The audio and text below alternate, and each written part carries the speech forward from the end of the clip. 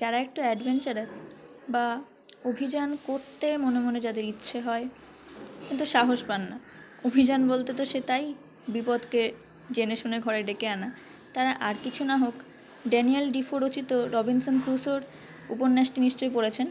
এটি 1719 সালে প্রথম প্রকাশিত হয়, বা না পড়ে থাকলেও ক্লাস 9-এর এই যে এ শিপরেক্ট সেলার, এটিও কিন্তু ওইটির ওপরেই লেখা।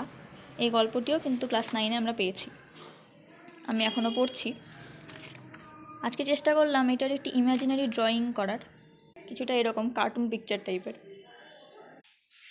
দেখুন তো, এটাকে দেখে রবিনসন ক্রুসোর শিপরেক্ট হয়ে যাওয়ার সেই মুহূর্তটাকে কিছুটা অনুমান করা যায় কি না?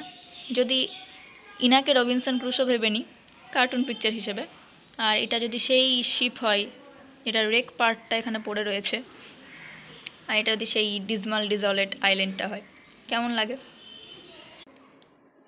গল্পের পরবর্তী অংশে আমরা এটাও জানতে পেরেছি যে কিছুটা বলেছে 2 মাইলস আপ, সেখানে যাওয়ার পরেও গ্রাস, উডি পার্ট এগুলো খুঁজে পেয়েছেন আমাদের রবিনসন ক্রুসো। সেখানে কিন্তু এই ওয়াটারমেলন, তারপরে মেলনস ছিল ওখানে, যাই হোক আমি ওয়াটারমেলন এঁকেছি, গ্রেপস, এগুলো কিন্তু গ্রেট অ্যাবান্ডেন্স, মানে পর্যাপ্ত পরিমাণে পাওয়া গেছে। তো সেই হিসেবেই একটা ইমাজিন করে আঁকা কার্টুন পিকচার একটি। কেমন লাগছে আমাকে জানাতে পারেন, কমেন্টের অপেক্ষায় থাকবো।